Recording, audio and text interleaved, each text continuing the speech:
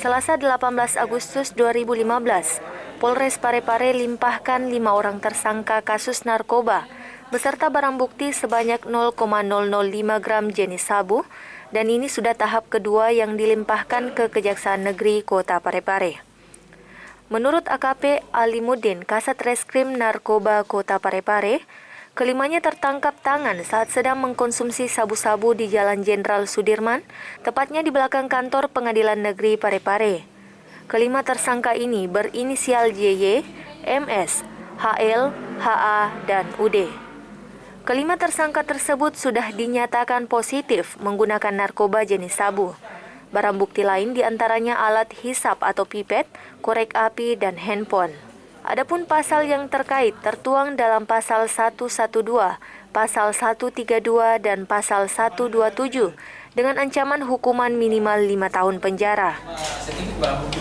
Jadi kelima itu sejak ditangkap, dilakukan penahanan di Polres Parepare.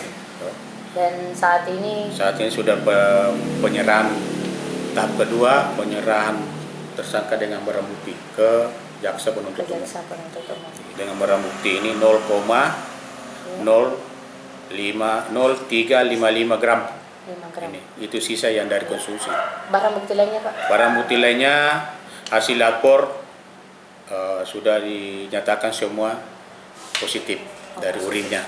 Kemudian barang ini sudah positif bawa narkoba, sabu. Saat ini kelima tersangka tersebut ditahan di Kejaksaan Negeri Kota Parepare.